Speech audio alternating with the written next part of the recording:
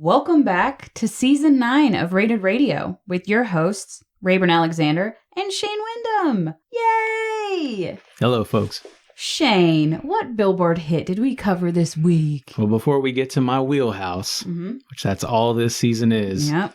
although technically there's one artist throughout the season who I'm not entirely sure about. I just wanted to cover the other artists so much that most of these mashups, prepared. and they're both artists that I genuinely love, but one of them's not, and I'm beginning to think that maybe, just maybe, I might let someone control season 11 if they can figure that out.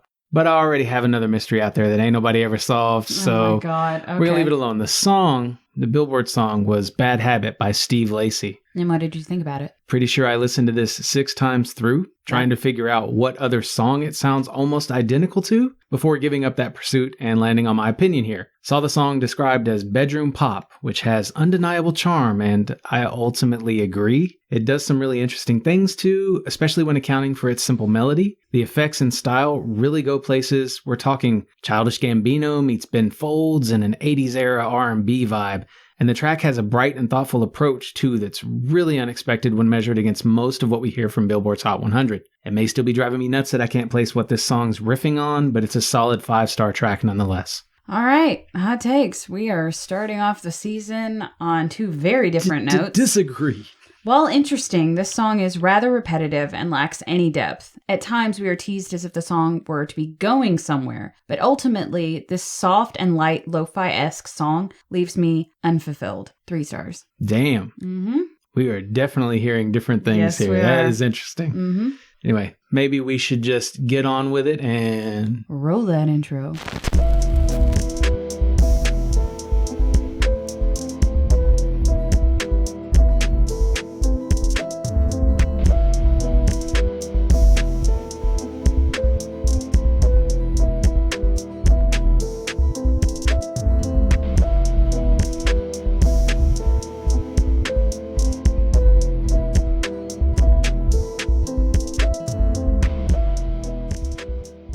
I just want to point out that neither one of these artists that we're covering today has any top 10 votes. So that's part of why I was excited to start the season here. I'm trying not to say anything before we get into it. All right. I'm going to leave it alone then. All right. The first album that we covered by Copeland was Beneath Medicine Tree from 2003. This was my top album. Middle. I gave it 11 5s out of 11 tracks. What's my, it's been so long, I don't even know if I have something. Damn, this show am good. And I agree. You agree? You gave it a perfect rating? Oh, yes, I did. Oh. This album is $175 on Amazon. For the vinyl? For the vinyl. Okay, please clarify. Sorry, for the vinyl. I have a habit of anytime I have a perfect rating, I want to go out and buy the album to add to my vinyl collection. After recently losing my job, I will not be buying this album until I can justify spending $175 on Amazon for it. Subscribe, folks. Rayburn needs your dollar. I need your dollars. Help me get the Beneath Medicine Tree album on vinyl. My top track is Priceless. There cannot be a close second. And my second... I listed a runner-up. I love the album so much. Oh, okay. Sorry. My second for my top track is Brightest. And I even listed a third. I have a problem. Okay. No, I like this problem. When Paula Sparks is my third. Okay. But all amazing tracks. Yes, thank you. My bottom track is Walking Downtown. When Finally Set Free, even though, it's probably still going to be way above a 5. Mm-hmm. But technically, a bottom, if I had to pick one, When Finally Set Free. Same. Is this the first time this has ever happened? We both gave a perfect rating to the same album? Oh, yeah. Well, this God's for celebration. I'm pretty sure. What are the 2 albums you rated perfectly? Yeah. You missed my remix. Damn, this show am good. I'm sorry. That's a great remix. Thanks. I'm still over here lost on the lead of this album costs $175 and everyone's out there going, well, no fucking wonder we haven't heard of this group that they seem to love because you can't afford their fucking music. I was flabbergasted when I saw it, I think the first time I ever heard Copeland was You put it on a mix CD for me when I was younger. I had no idea that Copeland even existed. Beautifully constructed vocals here. It seems personal and sullen, but still very hopeful. Very emotional, but not overly. It reminds me of a mixture between Dashboard Confessional, All American Rejects, but trust me in saying this, that kid got all the best parts of both. The layers of their music is both complex, but still remains soft. A very pleasant listen. And I have never felt more seen and more disrespected by that $175 vinyl at Amazon at the same time. Completely felt seen, but very much disrespected with the amount that they're charging. Yeah, I got this album right around the time that Amy and I broke up. Mm-hmm. And from the very first time Brightest clicked on, fucking, I knew. Mm-hmm. It's the first track of the album. Yeah. So it hits you big time. Yeah. I was lost after that. And for me, that's kind of what their music has been doing ever since. Mm-hmm. If you've never heard this album, think the emo bent of Dashboard Confessional, but with the bright energy of a group like Weezer. The effort is a sonic lullaby, which I've probably heard all the way through just as many times as something equally heavyweight in the realm of touching melodiousness, like Third Eye Blind's debut. Essentially, this disc is that friend you'll never lose. Damn straight. Moving on to You Are My Sunshine from 2008. This was my middle album. Bottom. I gave it 3 5s out of 11 tracks. 10. My top track is The Day I Lost My Voice. See, I'm always torn between Not Allowed and On the Safest Ledge. Okay. All right. Either one. Good. My bottom track, What Do I Know? I love that song. I figured you would. Mine is Not So Tough, Found Out. Still soft, sweet, and calm, but expanding with a larger and bigger sound. Sounds more like the Used here, but again, all my favorite parts. It's a little poppy. For example, they added more of a technical space aspect that was popular at the time, which can be heard in the likes of Katy Perry's Roar, Nicki Minaj's Starships, Owl City, One Republic, etc. They were definitely taking advantage of the popular sound at the time. My only real complaint is that they seem a bit distracted here, almost garnishing all 4s and 5s, but just missing the mark on a couple. Mellow, dreamy, muted, and dressed in quirky flair. This is where Copeland's signature sound first fully materialized. While understandably the darling of many devoted Copeland fans, this is actually the disc I listen to least often, and I'm talking about from their entire discography. Oh. It's a warm blanket in an already cozy daydream, brilliant in its gentle punchiness, and another I'd highly recommend, Minor Flaws Be Damned. The next album that we covered was Blushing from 2019. This was my bottom album. This is my top album. I gave it 2 5s out of 11 tracks. 10. My top track is Lay Here. I wrote I've no clear favorite, but let's say Lay Here, just because the video currently hits home with what my wife is going through. Yeah. Now I feel a little justified, even if it is on shitty terms.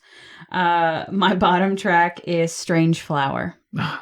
It's okay. The disappointment. Yeah, I have real strong emotional ties to that one. Okay. It felt so real, which I'm sure out there is another Copeland fan whose heart I just broke as Probably. much as Strange Flower did to me. Seems more dependent on vocal enhancers here, but still holds true to that slow, sad, sultry, lo-fi nature. It seems so intimate and more experimental with adding different inspirations and instruments. Sometimes I'm not a fan of the song structures here. Sometimes. Orchestral and even more poetic than anything else we've covered here. I've seen this album discussed as an afterthought, mere leftovers from the Ixora effort, and that's one of the worst musical takes I've ever heard. This disc is a masterpiece. You may not grasp that on the first spin, but its hooks are already in you, digging deep caverns whose emptiness can only be appreciated by filling them with these songs. I may love the accessibility of Beneath Medicine Tree, but this is an emotionally mature monster meant for people who are happy to have survived hell. Okay. I just have to go through hell. I guess so. Hey, you're on the shit train right now. I am. Let's hope it doesn't get worse. Chugga. So correct me if I'm wrong. Beneath Medicine Tree got a perfect rating from you. Correct. But Blushing, which was your top album, didn't. That's correct. Okay. Just making sure I understood that. Yeah, and it's also not the first time that's happened either. I know. I just wanted to make sure. I'm in a weird headspace this morning. I just wanted to make sure that I heard that correctly. You're right. Okay, a couple things about Copeland that I want to note. This is, for me, indie rock pop. This is a band from Florida formed in 2001. There's not a whole lot out there because, again, they're not super popular as opposed to many of the bands that are on Billboard's Top 100 list today. They broke up in 2009 but reunited in 2014. They have been called Christian rock due to some of their spiritual themes, but the band does not identify as such. And the music makes me feel like I'm looking into the window of an unrequited love. So close, yet so far. I wrote the music makes me feel like I'm being kissed in a dream. And since there's nothing out there that you could really find with ease, that's what I'm here for, to help you along. Yes. I would also point out that when they reunited, it was one of the best feelings ever that I've had with regard to a group reuniting. And what came after their reuniting, oh my God. They've been doing some amazing work. There's a documentary on YouTube. It's called Your Love is a Slow Song. The channel it's listed on is Kyle B. And I have no idea why, because it's a really, I mean, maybe that's just Joseph. The guy's name. It's Joseph. It might fucking be. Kyle. Got a goddamn fake ass name. Bastard. Anyway, Your Love is a Slow Song on YouTube. It's a documentary on this group. And if you don't know their music, you might want to start there. Just if knowing about an artist really helps you get in touch with their music. Yeah. There are some related acts. Aaron Marsh, who's the lead singer-songwriter for the group, he's got a solo effort called Glasswing. Cool name, like it. Some of the founding members that went on to leave the group and do their own thing, they're part of a group called States. Now, we've talked about States in the past. My son knows States really well. He's in love with Mindy White, who was part of Lydia. Oh, okay. She was in that first Lydia album. She left and formed States with some of like the musicians from Copeland. Okay. And it's amazing. Now, is Copeland still making music today together? Oh, yeah. Okay. They just actually released not a greatest hits album. They went and re-recorded orchestral versions of their songs. Oh. It's called Revolving Doors. And I suspect that once they're done touring and all of that, that they'll most likely put another album out. Yes, they are still together. Well, maybe we'll cover that album in the next Battle of the Bands. And newcomers should definitely hear Revolving Doors. That's where I would recommend you start. If music video recommendation, yeah, if I can get one, there's something out there called the Vanguard Sessions. Copeland, Pope. It's the name of the song is Pope, but it's Vanguard Sessions. And it's just Aaron by himself in a room playing piano and singing Pope. And it's very touching. Get your panties wet. Yours, not mine. I think it's more like break your heart. Oh, okay. Well, I'm good for a good heartbreak. So, or make you believe in, that sort of love you wanted to believe in when you were young. Oh, all right. You're speaking my language Yeah. now. Yeah. Okay. I'll show you when we're done here. I'll have We'll to use check it that out. as a break. Awesome. All right. While Aaron Marsh is the clear frontman of Copeland, the other musicians in this group do contribute in very necessary ways. And while a band named after a minimalist composer may not appeal to everyone, they remain very near to the top of my favorite artists list. You can expect to find loads of variance in their outings. You'll get alt-emo all the way to string-tinged electronica. Some groups occasionally mirror what Copeland does, but there is nothing quite like the original. It's the foggy floatiness of the Smashing Pumpkins meets the hook-driven sound waves of Lydia. I have actual musical withdrawals now when I go too long without listening to Copeland. And if that's not the highest praise that I know how to give, and I don't think I've ever heard you make that comparison before. That's pretty high praise. If you've been watching the lists that we release for the playlist, the song lists, one of them is just 10 songs, 10 Copeland songs. Like, it goes on to do other things, but one of those pages is just Copeland. And I've not done that with any other artist. I'm telling you, this is the shit this is how I feel inside. If you want to know what it's like to be me for some damn reason, I think this is as close as you get to like the human heart. I see that. That's kind of how I feel about this music. Yeah. I'm done. If you want to go ahead. No. I'm thinking about what we covered, and yeah, Copeland as probably I would say a whole makes you feel that way. I definitely feel that way. That first album that we covered. All right, I'm going to make another recommendation here. Okay. Because you're still going. I'm still going. So it's fine. You said that you thought the blushing lyrics were pretty intimate, which I agree. But what's surprising is he caught a lot of flack, I think, for Beneath Medicine Tree because the lyrics were just blatantly to do with the girl he was seeing at the time and his grandmother. I'm pretty sure she died is what happened. So those two things kind of formed Beneath Medicine Tree, its themes, everything that's happening there. What happened during Blushing? So that's what I'm saying. He really hides it better now. It's much more poetic and veiled. But that solo thing he does, Glasswing, he's got a song called When You're Smiling My Way. Mm-hmm. And on YouTube, if you go and check the video out for Glasswing's When You're Smiling My Way, it's him and his wife. And it feels very intimate. And that surprised me because I feel like they've kind of put, I feel like he closed down for a long time and now he's opening back up outside of the music. And it's really good to see. Yeah. I love the direction of everything that's been happening recently with this group's music. It's been amazing. I'm going to have to check that out. I'm also Show me, man. very disappointed with Amazon's reception so far of Revolving Doors because they have next to no ratings on this album, but I think it's a digital only release. The vinyl's coming. Mm-hmm. So you get people that go on there and give it like 1 star and that's what's counting. Oh. So like my review is one of the only reviews out there for this album and it's breaking my heart because that shit is so good and everybody knows it's so good. That's how I felt when I was looking at Spotify on this album and how little listens each song has because you can see that when you're on a desktop computer. And I mean, the majority of the songs didn't even break like 500,000 listens. And I'm like, or likes, I should say. I was just like, what the fuck? You can tell, like most people, they want to touch everyone, so they want a lot of listens, I'm sure. But it's clearly more about touching the people who do listen than it is about garnering this mass following. Yeah. That's what I was thinking is maybe they're not worried about mass success for financial reasons. Maybe they don't do a whole lot of promoting all of their music or when they have a new album or what have you. But they definitely have a fan base and that fan base is right there with them. Yeah. So I get it. Aaron also has a song with rapper Propaganda. It's called Cynical. So definitely check that out if you want. It's different. Okay. But it's political as well. But try to not be cynical when it comes to listening to it. Totally. Let's take a break. It's supposed to be you saying that, but you're not going to say it apparently. So I was waiting for you. I didn't want to be rude. God. Let's take a break.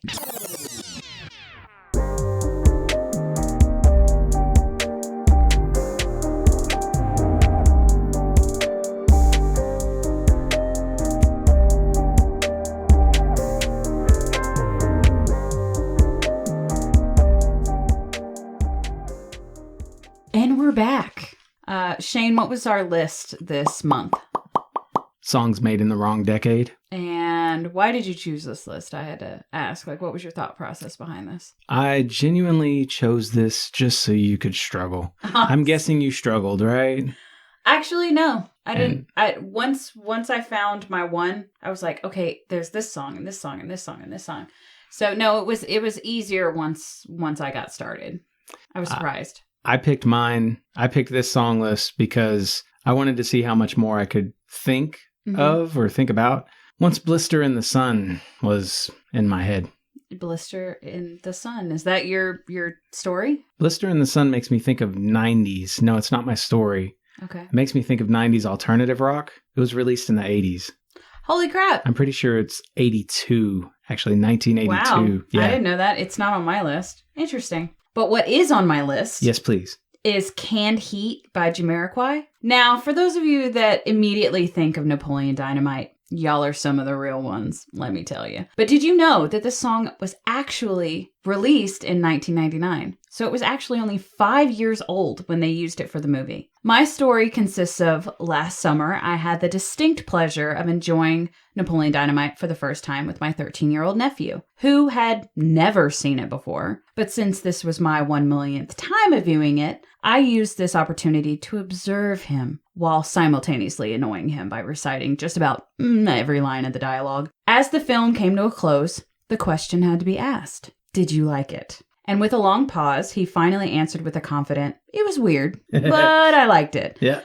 And with that, I can now die knowing I have done my job as an aunt, and the kid is just as strange as me. You're welcome. I mean, life's like that, right? Mm-hmm. It is. It's strange. It's weird, but sometimes you like it. You like it. Sometimes your lips hurt real bad. Mm-hmm. Freaking idiot. And don't be jealous of me because I've been chatting with babes all day. Anyway. I'm training to become a cage fighter. Yeah, see, I didn't even want to make one little jokey joke because I knew that's what's going to happen. I went with I'm Gonna Be 500 Miles by the Proclaimers. I've already talked about it a little bit, but this is one of 2 songs on my list which was released in the 80s in spite of my associating it with the 90s. And a karaoke regular at the bowling alley was the first to blow my mind with the fact of its release date. She also said she's always considered 500 Miles to be one of the most romantic songs of all time. Totally fitting for what I'm about to share. I promise. It's totally fitting. Pretty soon I was dating this girl and discovering that it's just as easy to have a thing for tall women as it is for short women. Women in general, really.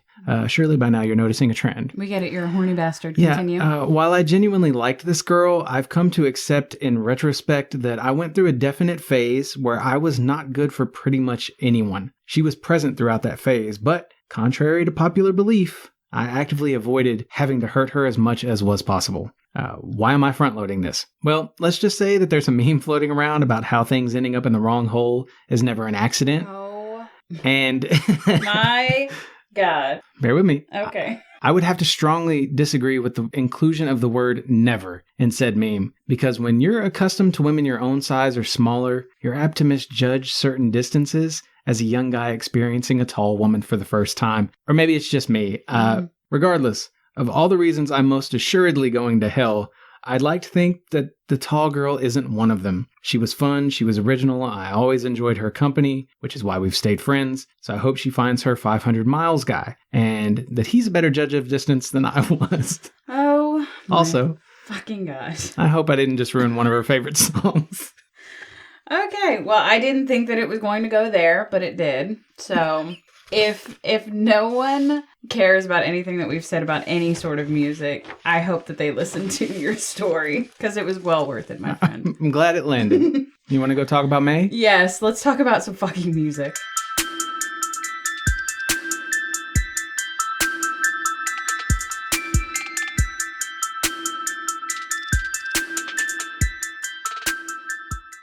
Not fucking music. Let's talk about some motherfucking music.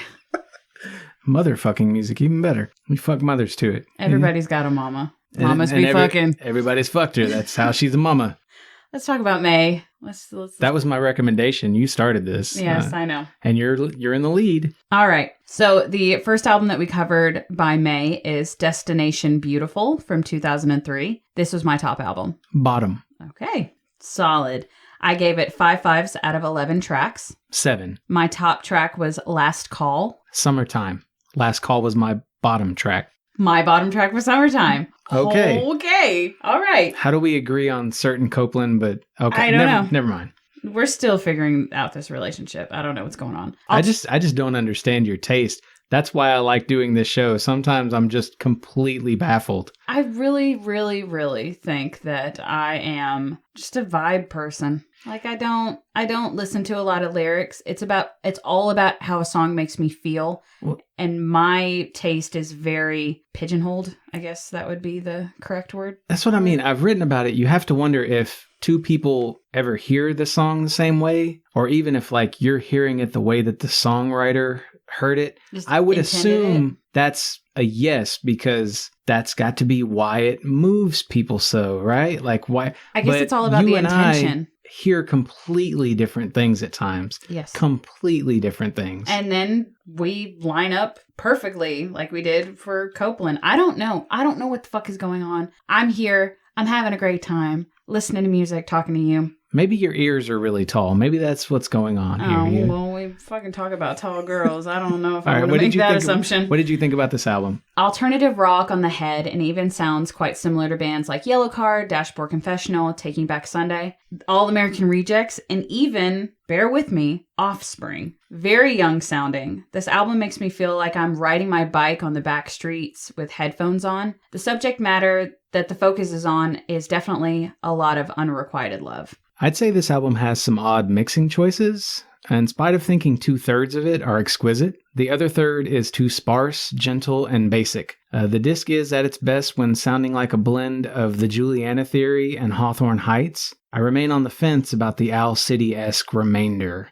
The goods are really good, though, and you can tell how much potential this band has. Some songs don't have punchy hooks or were recorded generically, but the fives are very much worth returning to here. The next album that we covered by May was The Everglow from 2005. This was my middle album. Top. I gave it 3 5s out of 15 tracks. 13. And my top track was The Sun and the Moon. The Everglow. And my bottom track was Painless. I'd say Epilogue. Okay. The piano is very nice here, calming and definitely the standout. Still a bit repetitive, but I don't really mind. More pop sounding here, and it reminds me a lot of Owl City, One Republic, and almost sounds theatrical at times. Like I could hear it coming out of Rent, like it was written by the guy that wrote that, Jonathan whatever. I just watched Tick Tick Boom on Netflix, so. I don't know what that is. Well, theatrical nerds are going, she's talking about theater. So, she's talking about theater. Yay. Jonathan, what's his name? Anyway, continue. What did you think about the album? Colton, maybe? No, it's not Colton. This album is the epitome of a glow-up. The mere injection of some Jimmy Eat World-type energy took this group's music from hit or miss to essentially flawless. It's also something of a concept album, with talk tracks read by the immaculate Charlotte Martin, and the production is now crisp and emotionally charged instead of being soft and cliched. So yeah, one of the greatest albums ever made. Go ahead, check it out. No big deal. No big deal. I mean, literally, it has an intro and an outro that I didn't give 5s to because they're talk tracks. Yeah. Everything else solid. And I didn't initially like Painless, the song. I love it. So give it more time to resonate. Yes. This is genuinely, like, I know we talked Copeland. I love Copeland. This is one of the best albums ever made. Okay. Like it will catch you eventually. Okay. But I think that about some things that somebody disagrees with me about. Well, I think we've established that maybe Rayburn needs to marinate some things. So maybe we'll do a whole episode or even a special about Rated Radio Revisited, where you pick maybe 3 albums that you want me to give another shot, and I do the same. And then we just watch each other suffer and just see if it lands later on. Maybe that's a special that I'll pick for my season. Who knows? I just had so much trouble cutting myself off. Smooth mumbled through the end of my, trying to burn you. No. Yeah, sure. As if you can't burn me anymore. Anyway, we're talking about May. How's that going? Well, let's talk more about May by talking about their Singularity album from 2007. This was my bottom album. Middle. I gave it 2 5s out of 13 tracks. Out of the 13, I gave 10. My top track was Just Let Go. Agreed. And my bottom track was Sometimes I Can't Make It Alone. Last Transmission 2. My backup would have been the Semper, whatever one. Okay. More rock here, less pop. Quicker paced album, bigger sound quality, but it gets muddled. Kind of a mixture between Nickelback, Rob Thomas, and Aerosmith. But take that all with a grain of salt. This one is what I expected of their second LP. It's not quite as strong as the Everglow, but the soundscape is a step forward from the debut. The songwriting ranges from Christian rock sounding highs to mellow or outright quirky. Most 5s are very strong, but some do fall in the mid-range. This is certainly a disc I'd recommend, though listeners should know it runs out of steam some in the second half, and that hidden track went from decent to tediously monotonous. Small complaints on the whole, though, all things considered. Shane will probably have more to say about May, but a couple of things I want to add. Well, let me go first. I'm going to let you finish. Did you just Kanye West me? Only because I have some more reading to do at the end here. Okay. It's fine. It's fine. I'm going to let you finish, Miss Swift.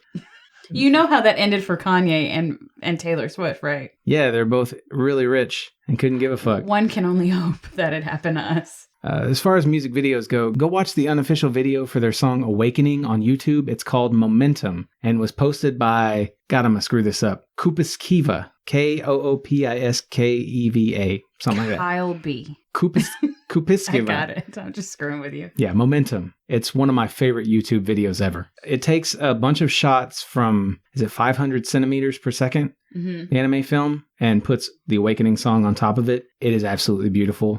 May's music makes me feel like I'm falling in love while traveling at light speed. I have a question to ask you. Do you know what May stands for? I think they've used it a few different times. Okay, for those of you that don't know, May actually does stand for something. The band was formed in Virginia in 2001, and the band name actually stands for Multisensory Aesthetic Experience. Okay. Side project called Schematic is also floating around out there. And they're very good friends with the band Anne Berlin. So if you're a fan of Anne Berlin, maybe you'll be a fan of May. And I very much am. And that's actually one of the groups that my sisters associate me with. So that's kind of nice. Okay. And I hear this whole time I've been thinking May stood for Mama Ain't Eatin'. Damn. I hate being wrong. Mama Ain't Eatin'. Okay. There's your next album title. Congratulations. What assumption? Why did you make this assumption? Whether it's the soothing vocals or the way they allow each other space to shine while playing, this group gets it right in a way that's had me hooked since I first heard Embers and Envelopes back in 2003. They make great use of pre-choruses to launch the actual hooks way the fuck above the clouds. And unlike many bands from their peak era, most of this music is of the feel-good variety. If nothing else, the Everglow album should be in every emo rock or alternative fan's library. 20 years of timeless wins from this group, and I will take it. So I have to ask the question, even though you're completely ignoring my questions. Who won for you this week? Copeland. Same. Unapologetically. I would agree with that, but I would also say that they were only 1-5 away from each other. You're a fan of both artists that we covered this month. Yeah. There's no shame in that. May had 6 more songs, though. Some more opportunity to win, you know. But they still came up short. They did. I just think Copeland has more consistency at this point. I wish May had released more music. So they're disbanded. I don't know if they're disbanded, actually, or if it's just been a lot of time between their releases. Well, obviously, you haven't kept up with them the way that you have Copeland. A lot of groups like this don't officially disband. They just stop making They music. just leave it open-ended, yeah. Okay. So when was their last album? Did we cover it? Do you know? No, we did not cover their last one. Okay. I think they released... See, here's the problem. I think after the Singularity, I want to say there were either 3 EPs or 3... like full LPs. It was M, A, and E. And I don't think there's been anything else since then.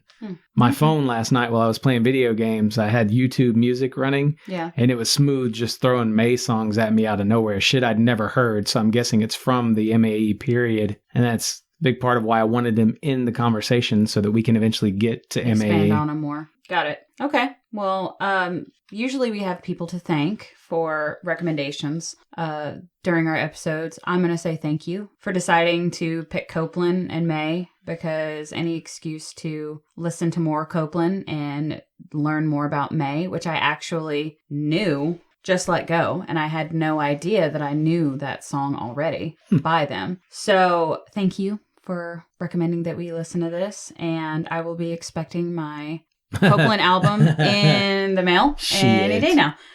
So next will be a little more familiar territory. It's going to be Weezer going up against Blink-182. Which I was very surprised. Why? I was surprised about one of those artists. Okay. From Weezer, we're covering the Blue Album from 94, Make Believe from 2005, and the White Album from 2016. Please don't write me about what I should have chosen. This shit was really hard.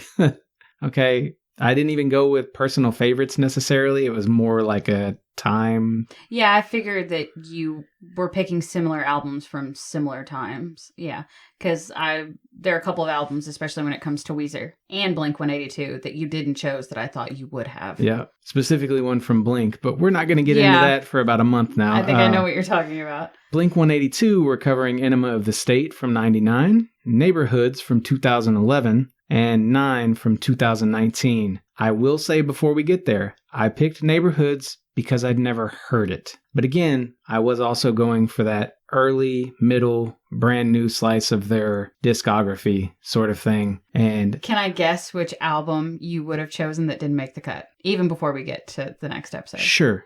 Okay, I don't know the name of the album, but I know the cover of the album. They're in the car. What's the name of that album? California. Is that the album that you really enjoy that would have made the list if you hadn't been going? Tune in next month. I guess you'll find out. Okay.